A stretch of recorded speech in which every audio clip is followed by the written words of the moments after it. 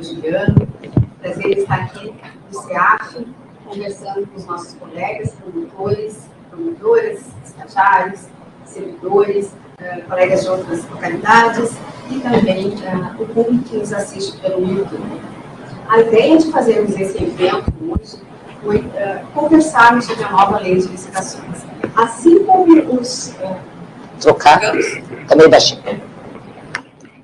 Assim como os gestores têm as licitações no seu dia a dia, nas compras de bens e serviços, desde o material de expediente de uma prefeitura até grandes licitações, obras de engenharia, enfim, também os membros do Ministério Público têm as licitações nos seus dia a dia, quando os promotores e procuradores de justiça atuam nos processos cíveis e mandados de segurança, verificando a regularidade das licitações nos processos, também quando os colegas recebem notícias de fato, se existe ou não uma improbidade administrativa, e também na esfera criminal, não é? Quando se verificam, então, a possibilidade de grandes fraudes às licitações.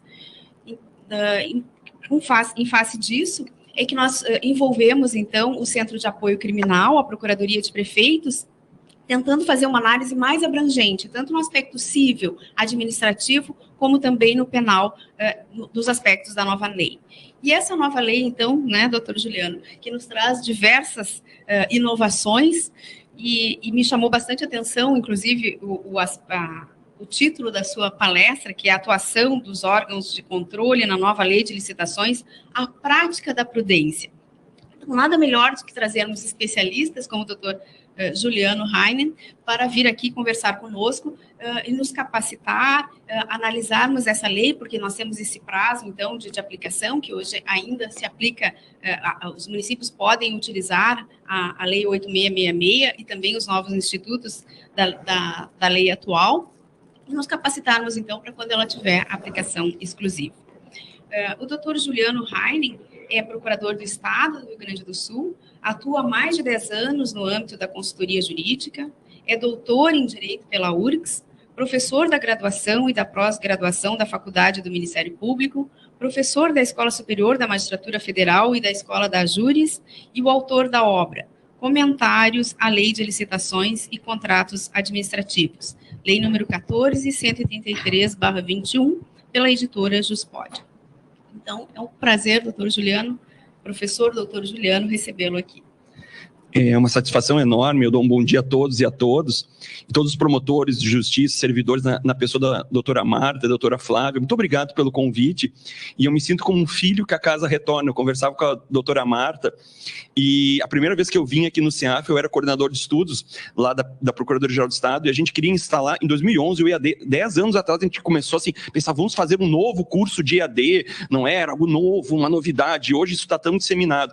E aí eu trocava uma ideia, e as pessoas que eu vou falando aqui, eu também vou homenageando, que foram amigos que eu fiz no Ministério Público, o doutor Alceu Scheller de Moraes, que a gente fez uma parceria muito grande em troca de cursos, e a gente levou para o Estado do Rio Grande do Sul, lá para o Poder Executivo, o Portuga, que foi um curso brilhante do CEAP, mas brilhante, e o Ministério Público treinou centenas de servidores e fez a diferença na vida das pessoas. E aí a gente entregou ao Ministério Público também um curso sobre o AME, que é um sistema de medicamento, enfim, e essa parceria, eu acho que hoje, se eu pudesse mudar, doutora Flávia, o título da palestra seja prudência e consensualidade, porque juntos somos mais fortes.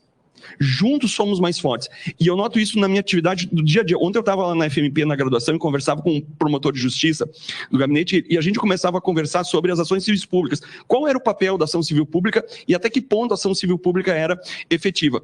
E eu disse para ele o seguinte, eu acho que hoje a ação civil pública, pela minha experiência de atuar na Secretaria do Meio Ambiente e Infraestrutura, é o consenso.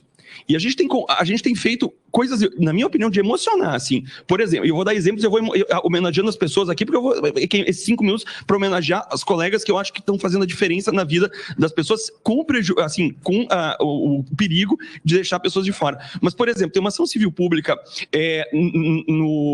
que corre para instituir uma unidade de conservação na Grande Porto Alegre, e eu e a doutora Annelise Steigleider estamos tocando um projeto para consensualmente gerar todo um entregável, e vai mudar da região e famílias vulneráveis naquele local, que não é só meio ambiente, porque a gente não, como diz o Fritjof Capra, eu não consigo modificar só essa peça do relógio. Se eu, por exemplo, julgar procedente a ação civil pública, eu crio a unidade de conservação, mas e as pessoas que estão lá antropizando a área, que estão lá invadindo a área? Essa invasão, esse problema de regularização fundiária vai continuar. Então, esse consenso faz toda a diferença. A ação que a gente fez junto com o Ministério Público e o doutor Alexandre Saltz no dano ambiental causado pela TAP no aeroporto Salgado Filho. Então, são atuações sinérgicas, consensuais. E aí, a primeira questão que eu trataria em licitações temos que trabalhar junto. Temos que dar as mãos. Eu estudo a lei de licitações todos os dias, eu trabalho com licitações. E se você assim vai fazer um curso sobre licitações, eu sempre digo isso. Pensa se essa pessoa trabalha com licitações. Licitações é o dia a dia. É como diz o Nelson Rodrigues, é vida como ela é. Licitação é vida. E se eu tenho... Eu vou deixar a resposta. A pergunta foi cirúrgica. A doutora Marta veio e fez uma pergunta cirúrgica. É mais eficiente e rápido? Eu vou deixar para o final, porque senão ninguém vai prestar atenção na parte. Por isso que eu vou dar aula lá na FMP, porque lá em casa pode ser que não preste atenção em mim, então lá na FMP são obrigados os alunos a prestar atenção em mim, né? Então, eu vou deixar para o final para que o pessoal preste atenção. Mas eu já respondo parte dessa questão. Essa eficiência e essa rapidez que se procura, será que essa nova lei trouxe isso? Ou será que ela é mais do mesmo? Eu sou um fã de licitações e por isso que eu digo, é vida como ela é. Porque falar em licitações é pensar num medicamento entregue efetivamente, é pensar efetivamente numa escola que vai ser bem reformada. Então, pensar em licitações não é um meio para atingir a política pública. Ter uma boa lei de licitações e ter boas licitações geram efetivamente políticas públicas de qualidade. Porque o carro de polícia chega mais rápido, o medicamento chega para quem precisa e não fica demorando, para a compra, não sei o quê, que seguirá a Lei 8.666 e a Lei 14.133. Não, meu amigo. É um ou outro. Eu acho que eles ficaram com medo do Tribunal de Contas. Joga as duas leis aí. Não, você pode testar uma ou outra. Então, qual é a ideia?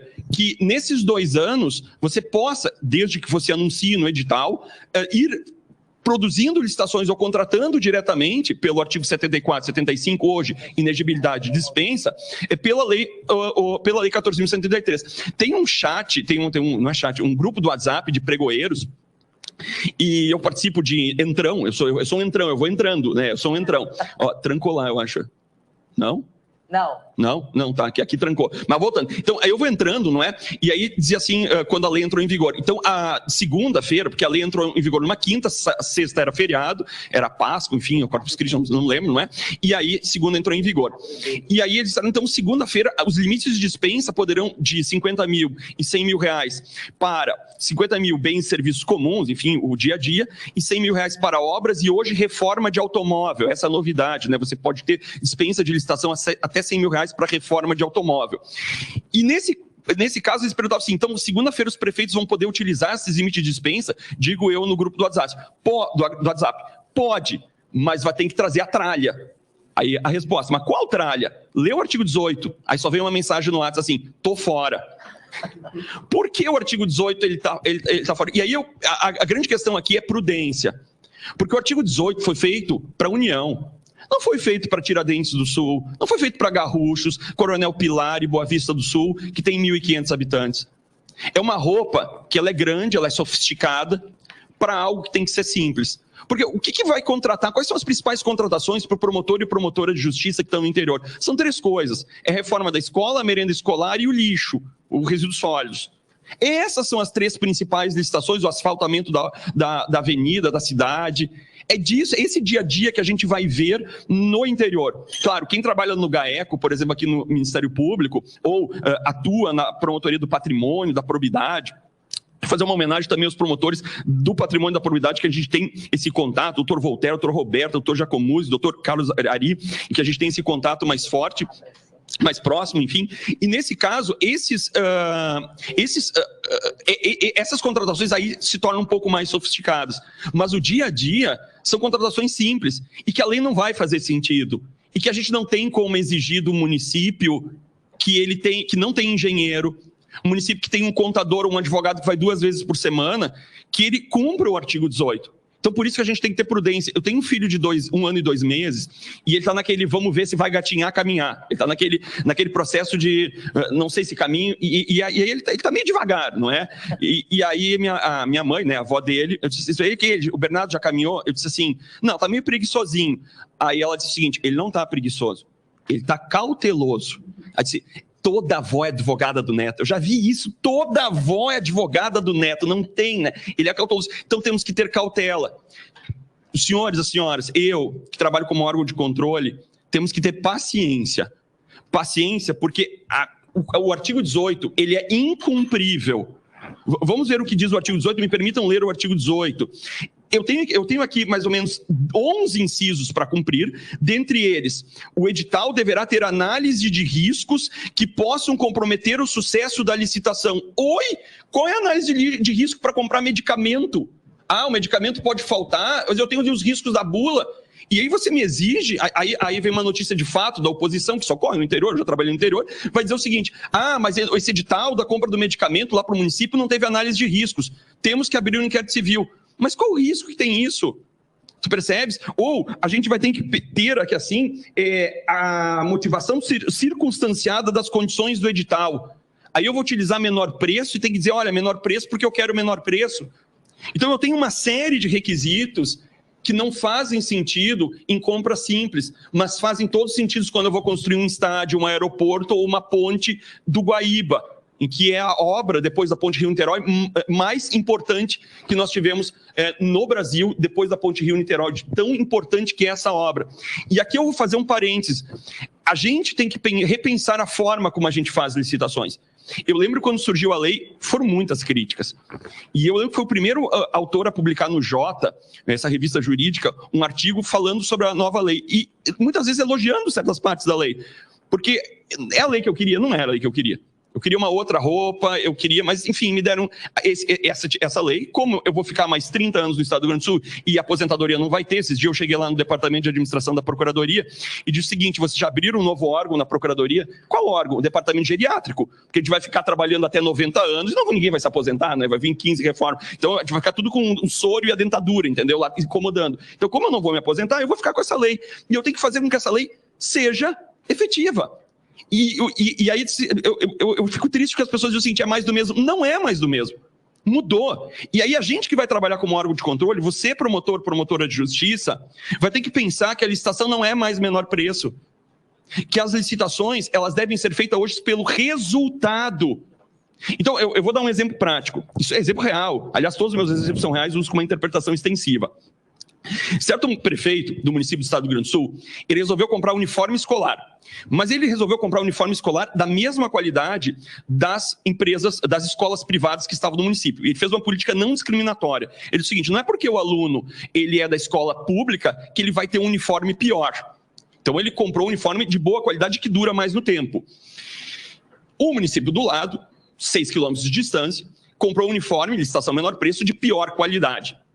O que fez o órgão de controle, o auditor do Tribunal de Contas, multou o prefeito, comprou o uniforme de maior qualidade. Porque ele disse, olha, o prefeito do lado está comprando com um preço menor e você está gastando dinheiro público no uniforme maior. Essa lógica não pode mais servir. Porque a lei de licitações, a nova lei, a lei 14.133, vai dizer o seguinte, você quando fizer licitação, vai ter que ver o ciclo de duração do produto, está expresso na lei, licitação pelo resultado.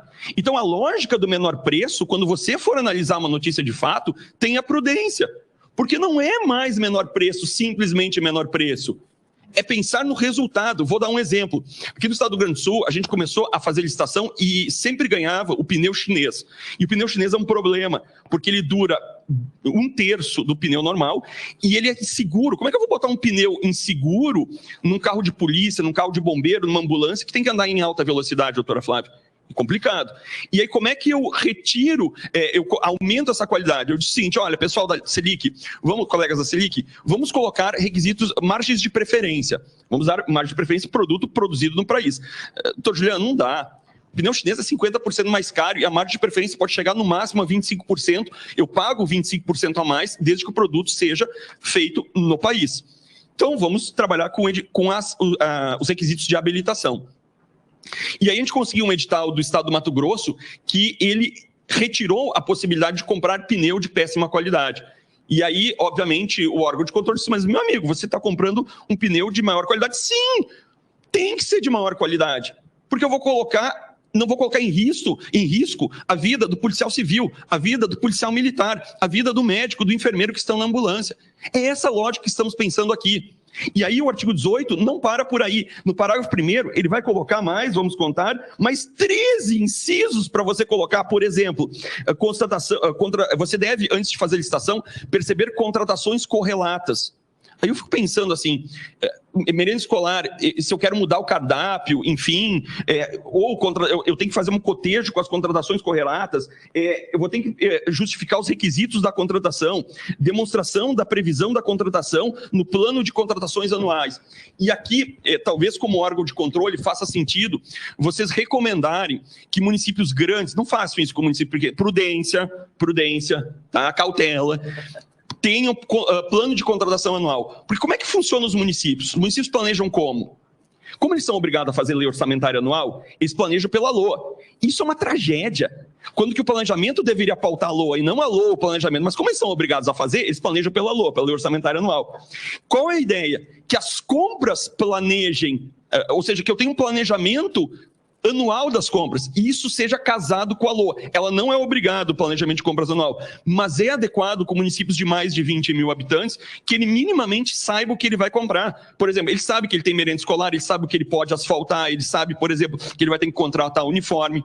E aí, qual é o problema do planejamento? Ele te dá previsibilidade e aumenta o controle dos promotores, dos órgãos do controle externo, mas de outra forma, ele pauta o próximo gestor. Ele pode pautar as próximas gestões. E isso pode gerar um problema, porque hoje os contratos administrativos no artigo 104 e seguintes, eles não seguem os créditos orçamentários. Hoje aqui é uma outra mudança bastante interessante. Os prazos dos contratos administrativos foram por deveras alargados.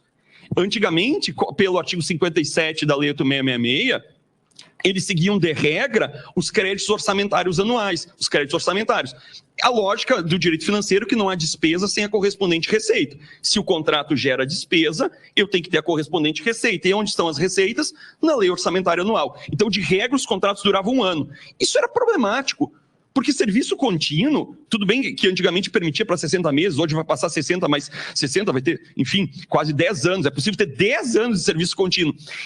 Minha opinião, eu acho que há uma recomendação e um olho muito grande do Ministério Público em contratos de longo prazo que podem ser feitos. Por exemplo, Prefeitura de Caçapava do Sul, ela contratou um serviço de limpeza, serviço contínuo, ou serviço de vigilância.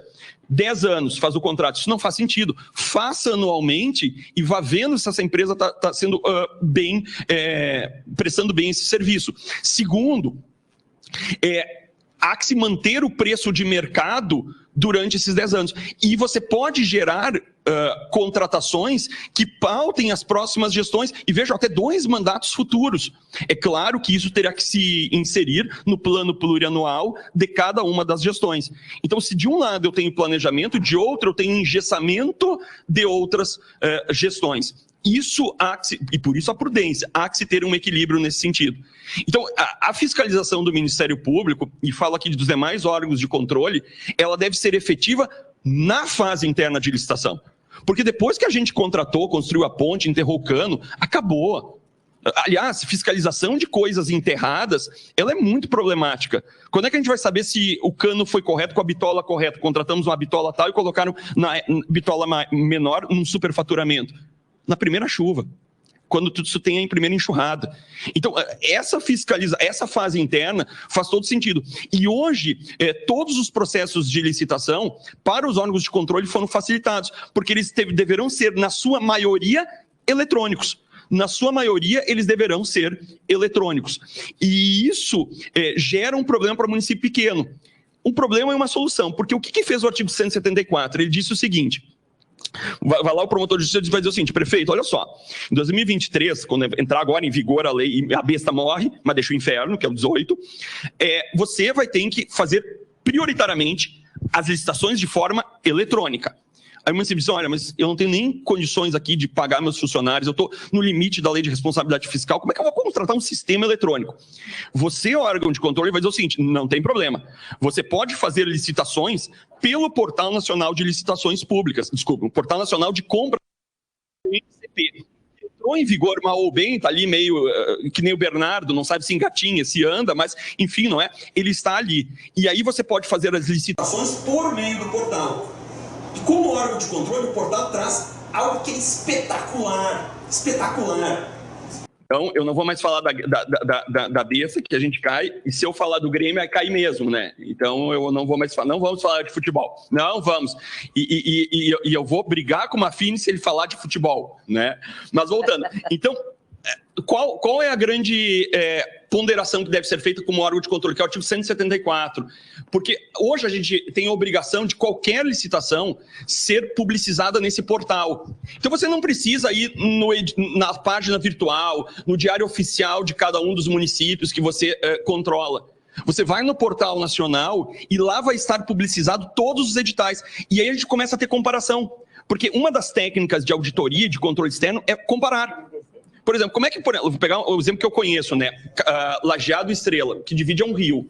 Então, por exemplo, ali você compra pneu a R$700 e o mesmo pneu na mesma quantidade, eu não tenho perda de economia de escala, eu estou comprando a 500. Isso não faz sentido. Não faz sentido. E eu começo a comparar e ver boas práticas. Segundo, mas nesse órgão de controle, eu gostaria da atenção de todos e de todas. O artigo 171. Esse é para ti que é o órgão de controle. Esse foi escrito para ti. E ele mandou um recado para ti que é órgão de controle. Se a LINDB, no artigo 20 a 30, já não te deu o recado, o artigo 171 foi mais expresso. Quando a gente fizer o controle das compras públicas, quando a gente entrar com uma ação civil pública pedindo uma liminar para trancar a licitação, o ônus argumentativo é muito maior. Eu não tenho problema com o Ministério Público do Estado do Rio Grande do Sul de dar a dica de ser técnico, porque as ações civis públicas do Ministério Público, as que eu acompanho, são extremamente técnicas. E técnicas do seguinte sentido, não é técnica jurídica, isso é perfeita, é brilhante as ações. Eu digo técnica da engenharia, da biologia, que as ações civis públicas sempre são acompanhadas pelo grupo de assessoramento, o GAI. Existe um grupo, enfim, né? A equipe que tem de engenheiros, biólogos aqui do Ministério Público, ou mesmo centros de apoio operacional que dão esse suporte técnico. Então, assim, se eu pudesse dar uma dica aos prefeitos, vocês também vão ter que atuar na técnica.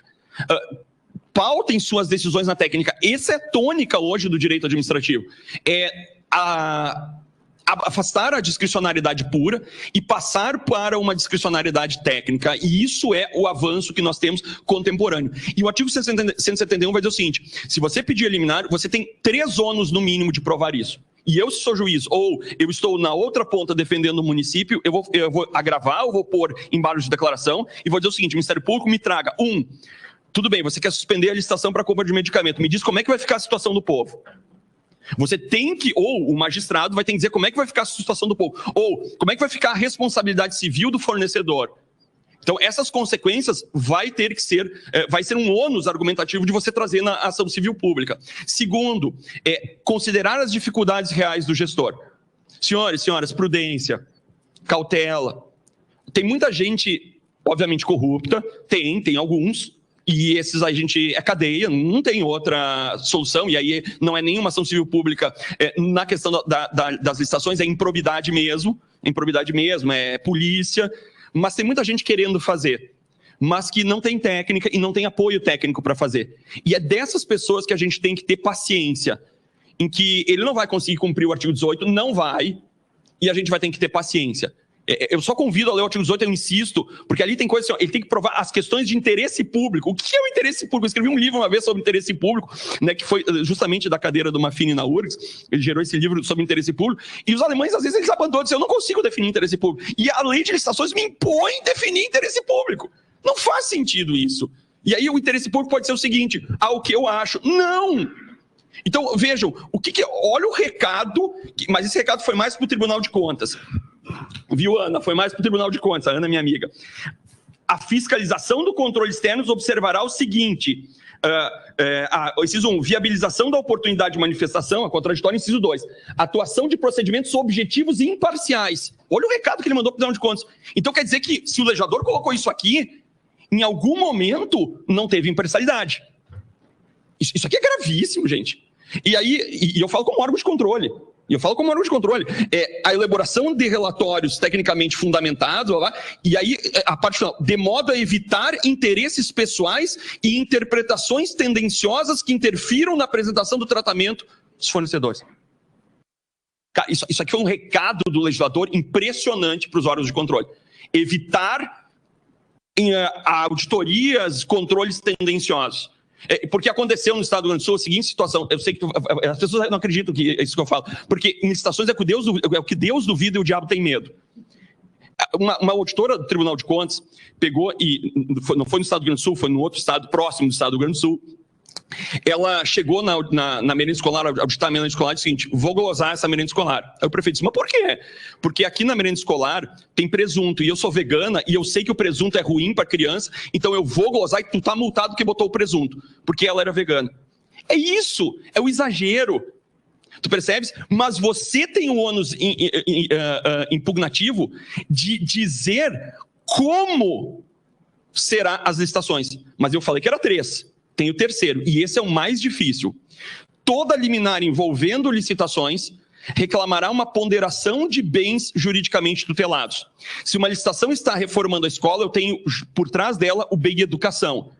E por trás dela uma ilegalidade. Então eu tenho uma ponderação entre uma ilegalidade de uma licitação irregular, ilegal, e de outro lado, uma ponderação sobre o tema da educação. Você vai ter que dizer isso na sua liminar da ação civil pública, fazer essa ponderação. Eu publiquei um artigo no Conjur provando que hoje a anulação do ato administrativo, porque eu digo lá para os piadas da graduação lá da FMP, eu digo assim, anulação é um ato vinculado, efeitos ex tunc, né, só pode ser feito pela administração pública ou judiciário, súmula 473 e artigo 50 do STF e artigo 53 da lei 9784, né?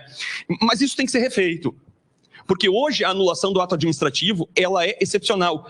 Juliano, você está dizendo que a ilegalidade deve ser mantida? Sim.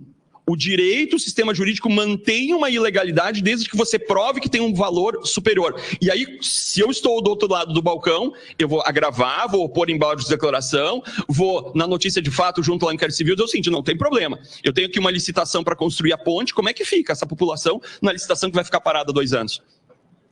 Porque eu tenho um outro bem juridicamente tutelado. E esse ônus argumentativo virá para todos nós. Eu tô lascado assim, quando chegar 2023, eu possivelmente vou ser o 02, vou pedir para sair da consultoria, porque eu tenho que fazer parecer agora, doutora Flávia, não é só sobre o edital. O artigo 53 eu tenho que fazer parecer sobre todo o processo licitatório. Eu acho que eu vou ter que estudar engenharia, tem que saber se o anteprojeto de engenharia está certo, se o projeto base está certo, se a orçamentação foi certa. E aí, eu tenho notícias do seguinte sentido: a orçamentação, por exemplo, um problemão. Por exemplo, quanto é que custa, rapidinho, Flávia, quanto é que custa um álcool gel em março de 2015? Desculpe, em março de 2020, perante a pandemia? Ninguém sabe. Quanto é que custa um respirador em agosto de 2020, em plena pandemia? Ninguém sabe. Então, a forma que o artigo 23 fala em orçamentação é a vanguarda do atraso. Não dá para fazer orçamentação, porque o preço é dinâmico, o preço é lastreado, o valor das coisas, pelo valor das coisas, pela prognose de faltar e a escassez, e pela oferta e procura. E ali eu tinha prognose, o medo de faltar, todo mundo saiu correndo atrás do respirador. E aí o Tribunal de Contas do Estado de São Paulo, não tem nenhum problema com o Tribunal de Contas, queria investigar por que o João Dória, governador do Estado de São Paulo, plena pandemia, pagou 300% mais caro o respirador. Eu não sei se tem sobrepreço aqui, eu só sei que eu tenho dificuldade de ver qual é o preço do respirador em plena pandemia. Então, prudência, senhores. Agora, cabe um ônus do administrador também provar aos órgãos de controle que eles agiram de forma técnica. Eu não quero estourar meu tempo. De forma técnica. Eu só queria dizer o seguinte, ainda, assim, teria tanta coisa para falar da lei de licitações. A lei de licitações, ela, na verdade, mudou a forma como a gente faz licitações. E a gente vai ter que pensar fora da caixa. Não é mais só licitação menor preço. Por exemplo, A lei incentiva que eu tenha o contrato de facilities. O que é o contrato de facilities? Vamos pegar aqui as torres gêmeas do MP aqui. Então, lá na torre gêmea do MP, possivelmente o gestor das torres gêmeas, lá o diretor administrativo, ou aqui no CEAP, ele tem que gestionar pelo menos uns 10 contratos. É contrato de limpeza, contrato de vigilância, contrato de jardinagem, contrato de lógica, da rede lógica, contrato de reparo. Isso faz sentido? Não. Hoje, qual é o moderno? É tu fazer contrato de facilities. O que é o contrato de facilities? Que pode ser full facilities ou management facilities. Eu faço um contrato com uma empresa e ela gestiona as torres gêmeas do MP. Então, o que acontece? Deu um vazamento num cano na sala do fulano de tal. Do meu amigo Áureo Braga, quando eu trabalhei na fraude fiscal, queria mandar uma homenagem ao Áureo, trabalhou juntos muito tempo, e dessa parceria se criou o CIRA, que é um órgão de combate às fraudes fiscais, né, dessa parceria que a gente fez com o MP. Então, vai mandar um abraço grande ao Áureo. E lá na sala do Áureo deu um vazamento. E aí, nesse caso, esse vazamento, ele acabou gerando um contrato para consertar o cano. Aí o cara foi lá e quebrou o gesso. Aí gerou uma sujeira. Aí vem o pessoal da limpeza e diz, não, meu negócio é limpeza ordinária. Isso é o pessoal do gesso que tem que limpar. Aí fica que nem a zaga do Grêmio. Ai, me deu um troço falar do Grêmio agora. Né? Fica nem, deixa um para um, deixa para outro, vai lá Fortaleza e faz o gol. E ninguém faz. Quando tu tem um contrato de facilidade, você vai dizer assim, você vai fazer. Porque você tem que consertar o cano, você tem que fazer a limpeza, e aí eu elimino 10 fiscais de contratos. Eu estou fiscalizando um contrato. Olha o ganho de eficiência que eu tenho a isso. Para responder a pergunta da doutora Marta, a gente tem que pensar fora da caixa, senhores. E quando a gente pensa fora da caixa, a gente não pode ter medo de ser auditado, de ter o controle como um anteparo a que as coisas aconteçam. Eu conto uma história que para mim é uma história paradigmática. A Mariana, minha esposa, diz que eu sempre repito a mesma história, mas como o público é novo, a piada fica nova, né? Eu estava trabalhando na Secretaria do Meio Ambiente, chegou a diretora administrativa e disse o seguinte, doutor Juliano, morreu o chimpanzé no zoológico de Sapucaia. Aí eu parei tudo, isso me interessa. E sobrou um chimpanzé, só que ele vai morrer porque os chimpanzés não podem ficar sozinhos, eles são animais que têm que ficar em conjunto, né? Então ele vai entrar em depressão. Eu disse, não, mas a gente já contatou o Beto Carreiro World, ele vai mandar um outro chimpanzé em troca de 40 cisnes, 30 da cabeça preta e 10 da cabeça branca. E nós temos tanto cisne. Tô Juliano, isso aqui nem coelho, isso se multiplica. O senhor já comeu cisne? Eu não, eu comi pato, galinha, mas cisne não. Ninguém come cisne, ninguém quer. Eu com aquela ideia assim do cisne, né, do Lago dos Cisnes, que era bonitinho. Né? Não, ninguém quer cisne, né? E aí, e agora? Agora com o senhor. Como assim comigo? Você tem que dar um parecer da permuta entre chimpanzé e cisne. Doutora Flávia, quando é que eu ia dar como procurador do Estado o parecer do cisne? Nunca! Eu achei o máximo. Aí fui no artigo 17, é possível permuta de bens móveis, aí estou grandão, é dispensável a licitação entre permuta de bens móveis, entidades públicas. Estou lascado, Beto Carreiro não é entidade pública. Como é que eu vou fazer? E aí eu fui lá, direito dos animais, falei com o Martini, não é o Daniel Martini, tá, direito dos animais, conseguimos fazer então um parecer assim, né? E aí, doutora Flávia, não veio um chimpanzé, veio a chimpanzé, que a gente deu o nome de Catarina, e diz que eles estão só love, porque eu não podia manter ele por Rivotril, o outro chimpanzé, né, dar um Rivotril para ele e esperar uma licitação. Então, imagina fazer um edital assim, quem me dá menos cisne por um chimpanzé? Não faz sentido isso, não é? E aí, foi embora, voltou um mês depois, ou 2 meses depois, da CAGE, da Controladoria Interna do Estado. O cidadão me diz assim, doutor Juliano, gostamos muito do seu parecer, mas tem um problema aqui. Eu disse, ai meu Deus, você tinha que ter avaliado o chimpanzé, o cisne, para ver se tem compatibilidade de valor. Liguei para o cidadão. Meu amigo, quanto é que custa o chimpanzé? Eu não sei, e eu vou saber. Tem tabela FIP de chimpanzé? Não, então toca esse troço adiante, não vamos ficar com esse... Então, gente, se a gente não fazer as coisas, o chimpanzé, o outro teria morrido, e eu teria um problema daí não com o Ministério Público do Patrimônio, mas com o Ministério Público Ambiental. Aí tá lá, doutora Annelise, doutor Saltz, doutora Ana Marquesan, ficariam atrás de mim porque morreu o chimpanzé. Então a gente tem que pensar fora da caixa. E quando a gente pensa fora da caixa, a gente faz com que a coisa aconteça. E a lei, ela pronta, a lei 14.133, ela pronta. Ela não diz certas coisas que deveria dizer.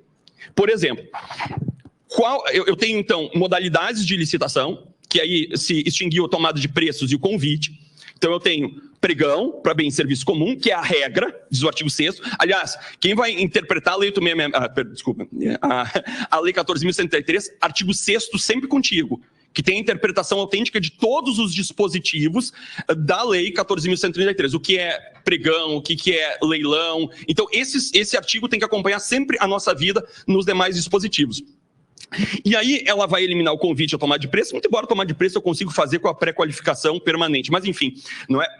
E aí ela vai criar o diálogo competitivo, que é uma modalidade que já existia pela proposta de manifestação de interesse. É uma proposta de manifestação de interesse quando eu não sei aquilo que eu quero, por exemplo, eu quero, a gente está com um projeto de ter energia offshore, o que eles chamam de easy shore, na Laguna dos Patos, energia eólica na Laguna dos Patos. Tem tecnologia para isso? Eu não sei. O diálogo competitivo seria interessante. Eu vou dialogando com o mercado, em que tu pode ter uma proposta de manifestação de interesse com um diálogo competitivo. Mas vamos lá. Então o pregão é a regra. Pregão vai ser a regra. A concorrência vai ser a exceção. Então eu tenho aqui modalidades. Isso não se confunde com os modos de disputa. Não se confunde com os modos de disputa. Por exemplo, os critérios de julgamento. Menor preço, melhor técnica e preço. Ou seja, como é que eu vou selecionar a proposta mais vantajosa? É o artigo 23. Então, artigo 28, artigo 33, modos de disputa, e o artigo 33, os critérios de julgamento, e os modos de disputa estão no artigo 56. Então, artigo 27 e seguintes, mais notadamente o artigo 28, procedimentos, 33, tipos de licitação, critérios de julgamento, e os modos de disputa no 56. O que são modos de disputa? Como é que eu entrego as propostas? Bem coloquialmente, que é o modo de disputa aberto, tipo leilão, rodados quem dá mais, dou-lhe uma, ou pregão. Modo de disputa fechado, envelope fechado, abre, teve o vencedor. E eu posso ter um combinado, tal qual o regime diferenciado de contratações, no modo de disputa aberto e fechado, fechado, aberto. Como é que eu combino isso? A lei não fala. Você tem que ir adivinhando. Então, qual é a lógica? Eu vou de trás para frente. O parágrafo 1º de 56 diz o seguinte: quando eu utilizar o menor preço, tem que ter um modo aberto. Então pode ser aberto, fechado, fechado, aberto ou aberto. Então ele faz essa ligação. Só que quando eu tenho o menor preço? No pregão. Então o pregão será o modo de disputa aberto. A lei não fala isso. Então eu tenho que fazer a combinação desses dispositivos. Ou o parágrafo 2º diz assim: no critério técnica e preço eu tenho que ter o modo de disputa fechado. Tá, mas e quando eu utilizo a técnica e preço? Na concorrência. Então, concorrência terá o modo de disputa, de regra, fechado. Eu tenho que fazer essas correlações. E para isso a gente vai ter que dar as mãos juntos. Vamos ter que estudar. E aí eu respondo, então, a pergunta, cumprindo meu tempo. Eu sei que eu tomei um cartão amarelo aqui, mas enfim, não é? Eu, na verdade,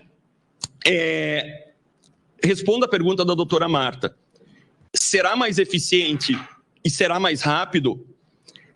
Eu lembro daquela música que sempre sai acho que no Criança Esperança ou no Natal. Depende de nós. E vai depender de nós fazermos as licitações darem certo com a lei, que não é a melhor lei, mas é a lei que nos foi relegada pelo legislador. É uma lei que deixa inúmeros flancos em aberto. Por exemplo, quando ele fala em técnica e preço, ele diz assim: você tem que utilizar o modo fechado. Tá, mas se eu utilizar só a melhor técnica? A lei não fala. Como é o modo de disputa do diálogo competitivo? A lei não fala. Então eu tenho nichos que a gente não tem resposta. E aí por isso que hoje eu tenho a palestra do Tribunal de Contas do Estado do Paraná. E a gente vai tentando explicar esse tipo de coisa e aprender, porque agora eu vou assistir a palestra do professor Maffini e vou aprender com ele, entendeu? E aí eu vou assistir a palestra da professora Ana e vou aprender com ela. Porque cada um tem uma visão sobre isso. Mas a gente não tem que ter a melhor lei. A gente, como órgão de controle, tem que fazer com que a coisa ocorra. Porque não fazer é dormir tranquilo. Eu tenho ainda 10 minutos, então eu não tomei o cartão amarelo. Então vamos falando, tem um monte de coisa. Então a grande questão é: se a gente não tiver o apagão das canetas, ou o direito administrativo do medo, a gente pode fazer a diferença na vida do cidadão. Porque a lei de licitações, ela faz a diferença na vida do cidadão. E como órgão de controle, como eu tenho mais 10 minutos, eu sugiro a leitura das disposições setoriais. O que fez a lei, por exemplo? A partir do artigo 40, ela nos legou, esse seria o verbo, várias disposições setoriais para as compras, para as obras, para os serviços contínuos, o artigo 51 para locações, e ela nos disse como deverá se pautar essas compras. Então, olha como a lei não avisa. Ela fala da fase interna até o artigo 27, da fase interna, mas você tem que ir lá no 40 buscar outros dispositivos e seguintes buscar outros dispositivos, ao 40, ao 52, que tratam de fase interna. Então, esse jogo da lei, ele é importante da gente ter essa combinação. Por exemplo, notícia de fato lá no município de Faroletes do Oeste. Há um posto de saúde num imóvel alugado. Isso faz sentido? Não faz mais sentido. O aluguel de um imóvel, ele somente pode ser feito, provando, e tem que ter esse documento nos autos, que não existe um imóvel público para albergar este imóvel. E o Estado do Rio Grande do Sul está cheio de imóvel alugado, a gente vai ter que rever isso, não é? Que faça a meia-culpa. Ele vai ter que ver se não tem um outro imóvel público que pode receber aquele órgão público. Então, eu quero botar um posto de saúde. Segundo, esse imóvel é permanente ou não? Desculpa, esse órgão é permanente ou não? O posto de saúde, ele é temporário, por causa de Covid, enfim, ou ele é permanente? Se ele é permanente, não faz sentido você alugar. Porque em 3 anos, 5 anos, o que você pagou de locativo, você poderia ter desapropriado esse imóvel. Ou, enfim, feito uma licitação para adquirir esse imóvel. Não faz sentido isso. Segundo, você tem que ter um cálculo dos custos de mobilização, poderia ser isso, de adaptação desse imóvel e também dos custos de desmobilização quando você sair. E aí você tem que ver se vale a pena o locativo. Então, às vezes é possível pagar um aluguel mais caro, desde que se prove que efetivamente esses locativos, esse custo de mobilização, por exemplo, eu tenho que cumprir a Lei Federal 10.098, que é a Lei da Acessibilidade. Então, eu vou ter que construir rampa, vou ter que alargar as portas para passar cadeirante. Esse é um custo que deve ser mensurado. Então, alugar imóveis será muito complexo para todos os entes públicos.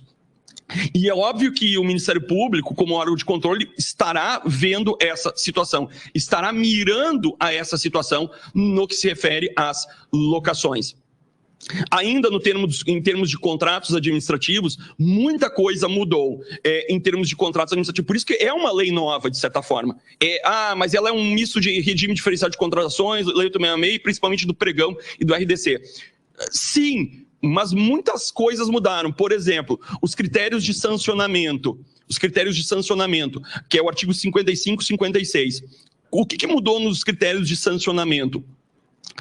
Obviamente que havia uma crítica que o direito administrativo sancionador, ele não se compadece, ele não se compatibiliza com tipos punitivos abertos.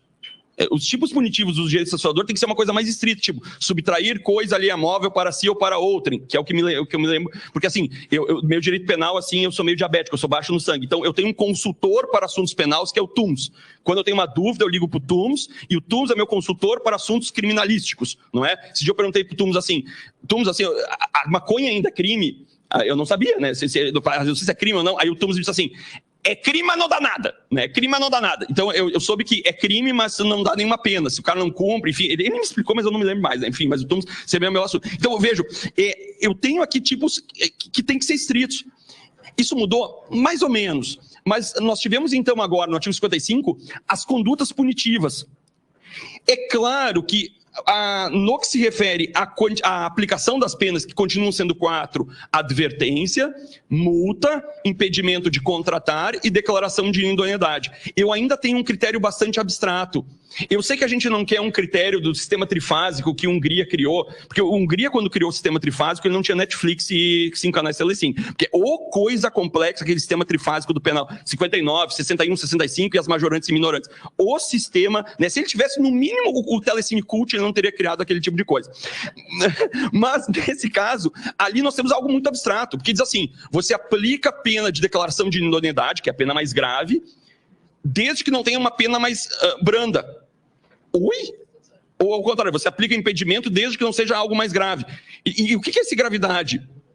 Então, vale a pena que o Estado do Rio Grande do Sul, que os municípios regulamentem ao menos os critérios de quantidade e de como aplicar essa pena. Acho que seria muito adequado, muito seguro ao mercado, aos fornecedores, que soubessem como é esse quantitativo de pena. Aliás, a Lei 14.133, ela em 30 dispositivos, praticamente 30 dispositivos, eu estava atualizando o livro que a gente escreveu para a segunda edição, que vai sair agora, e aí eu comecei a contar quantos dispositivos reclamam regulamentação. pelo menos nós temos 30 dispositivos que expressamente a lei manda que tenha regulamentação. E a gente vê isso acontecer. No estado do Rio Grande do Sul, a gente tem um grupo de trabalho que está regulamentando toda a lei. Os outros estados também. Será que os municípios estão preocupados em regulamentar a lei? A gente vai ter que regulamentar essa lei, sob pena de ela não ser plenamente aplicada. Mas o que parece que a gente deixa como brasileiro até os 45 do segundo tempo. Eu vou dar um exemplo de que como a gente deixou isso acontecer, a gente foi empurrando com a barriga e não aconteceu, que é o artigo 20. O artigo 20 foi feito para a União, não foi feito para o município, que é os bens de luxo. Não pode bem de luxo, tem que ser bem de qualidade comum. E o parágrafo 1º diz assim, tu não compra mais nenhum bem de consumo se até setembro, era até setembro, 28 de setembro, você não regulamentasse esse artigo. Os municípios regulamentaram? Ninguém. E eles pararam de comprar merenda escolar, pararam ninguém parou. Então ninguém fez, entendeu? A União está até agora engatinhando. Aliás, o modelo da União eu não gostei. Eu achei um modelo extremamente complexo. E a gente foi ver no estado do Rio Grande do Sul, que não deixa de ser um ente público maior. Quantos bens de luxo a gente comprou? Sabe quantas vezes a gente comprou bem de luxo? 3 vezes na história. Então, aí a gente vai regulamentar algo muito mais simples. O que vai pegar ali é aquelas bens alimentícios para receber altas autoridades, que o estado do Rio Grande do Sul, né? Ou seja, talvez é muito mais para o Itamaraty, para a presidência da República, ou talvez o automóvel. Mas o automóvel, eu vou fazer uma questão muito mais técnica, nem é uma questão de bem de luxo. Então, esse é um dispositivo que o legislador ficou tarado por ele, sabe, uma coisa que a gente não aguenta, ficou tarado por ele, nós temos que comentar porque não pode mais aqueles vinhos de 5 estrelas, aqueles, sabe, foi uma coisa muito mais midiática. A lagosta, que tinha o camarão pistola, que tantos, né, os bombons, muito bom. Teve uma vez, coitado do Temer, né, nem ele sabia, eles viram a alimentação do avião da presidência, tinha o potinho do Häagen-Dazs. Tinha que ser o Häagen-Dazs, indicaram marca, inclusive, que não pode, não é? Indicaram marca. E aí foi um escândalo, aí o Temer mandou parar a licitação por causa do pote do Häagen-Dazs, e ele pensando em greve de caminhoneiro, tinha que pensar no Häagen-Dazs, entendeu? Então é esse tipo de coisa que não dá para acontecer, entendeu? Então, mas tem outros artigos muito mais importantes da gente regulamentar em termos de licitação. Então, a gente como órgão de controle, ajudem as pessoas a fazer. Tanto que o Tribunal de Contas vai ser obrigado agora a dar cursos aos prefeitos. Ele é obrigado pela lei a dar cursos aos prefeitos e sedimentar uma política pública de controle preventivo. Porque quando a escola foi construída, meu amigo, não tem mais muito o que fazer. Vai sancionar a empresa, o cara vai abrir o CNPJ. Não, mas hoje a gente pode ter desconsideração da pessoa jurídica da via administrativa das licitações. O cara abre o CNPJ, gente. E a vida que segue. Eu trabalhei na fraude fiscal, é um horror. O cara já está no 3º CNPJ, a gente nem viu, entendeu? É muito difícil. Eu sempre brincava com o Áureo. Eu me sinto como um pescador com caniço e o cardume passando. Eu não consigo botar a rede. Não consigo botar rede. Eu consigo, às vezes, botar rede quando eu tenho o Ministério Público, a polícia, a Fazenda junto comigo e a gente começa a trabalhar junto e consegue pegar o cardume. É claro que quando a gente pesca o mercado se retrai e vê a coisa. Então, porque assim, como diz um juiz norte-americano, o melhor policial é um poste de luz. O melhor policial é um poste de luz. Então, a transparência que trouxe a lei 14.133, ela dá luz ao aumento da transparência. Especialmente pelo Portal Nacional de Licitações Públicas, de Contratações Públicas, em que eu tenho, obviamente, a possibilidade de fazer esse controle virtualmente e principalmente a partir das notas fiscais. O próprio Tribunal de Contas do Estado do Rio Grande do Sul, tu tem o Big Licitanet, em que você tem que informar as notas fiscais, e aí começa a cruzar dados, e aí coisas muito interessantes começam a aparecer nos controles das licitações públicas. A gente não vai parar de estudar. Eu ontem estava escrevendo, aí eu tenho que atualizar agora o curso de Direito Administrativo. Eles não me deixam em paz. Eu disse para uma Mafine, a gente tinha que ter estudado títulos de crédito. Sabe, não muda desde os anos 50, mas Direito Administrativo muda todo semestre. Eu não aguento mais estudar. Agora tem que estudar a nova lei de improbidade, que está lá para sancionar ou vetar. E eu contei 12 incongruências na lei de improbidade. Daí o nosso grande mestre, né Mafine, não dão tempo para nós respirarmos, agora vem nova lei de improbidade. Eu contei 12 incongruências. Por exemplo, e não estou falando assim, aumentou mais a corrupção, não é nem essa crítica, é crítica coisa que o legislador tinha que ter resolvido. Por exemplo, ele coloca lá assim, a contestação dos acusados da improbidade será em 30 dias. Tá, mas se eu tenho um acusado, é 15 ou é 30? É 30 dias corridos ou 30 dias úteis? O legislador tinha que ter respondido isso, gente. Lá o artigo 3º da lei de improbidade, agora, o artigo 3º é aquele que não tem vínculo, em que ele adere à conduta de quem tem vínculo, do agente público. Diz assim, é quem concorre ou induz, não é mais quem se beneficia. Tá, então o cidadão, ele não concorreu ou induziu, mas ganhou o produto da fraude, do desvio de recursos públicos, do enriquecimento ilícito. Ele entra ou não entra na improbidade? O legislador tinha que ter respondido isso. Eu contei 12 incongruências da lei, e não é nenhuma crítica se aumentou ou não o combate à corrupção. Então a gente tem que fazer diferente, tem que pensar fora da caixa. O Luiz Alberto Vará tinha uma frase que eu achava fantástica, ele dizia assim, se todo mundo acreditar em Papai Noel, ninguém entrega o presente. Então, a gente vai ter que entregar o presente e não vai poder ficar só acreditando em Papai Noel. A gente tem que pensar as licitações de uma forma diferente. E a lei não vai dar resposta para tudo. E por isso que a gente tem que ter prudência. E por isso, doutora Marta, é mais eficiente e mais rápida a nova lei de licitações? Ela pode ser, mas depende de nós. Muito obrigado. Fico feliz em estar aqui com vocês. Eu me sinto em casa por ser professor da FMP, por tantas vezes ter vindo aqui no CEAP e por estar na companhia de amigos e do meu mestre, Rafael Mafini. Muito obrigada. Boa tarde. Bom dia, né? Faz tanto tempo que nós estamos aqui. Bom dia, doutor Mafini. Muito obrigada, doutor Juliano. É um prazer imenso ouvi-lo. Nós, promotores que trabalhamos diariamente, como nós comentamos no início, com a lei de licitações, e sabemos que é um assunto árduo, é um assunto pesado. Os colegas fazem muitas consultas ao centro de apoio, justamente porque a licitação é um mundo, né? Não é só a lei de licitações, é toda uma realidade que tem por trás disso. E é justamente isso que o senhor nos deixou aqui de uma forma muito leve, muito prática, e vamos seguir o seu conselho da prudência, tenho certeza. Obrigado.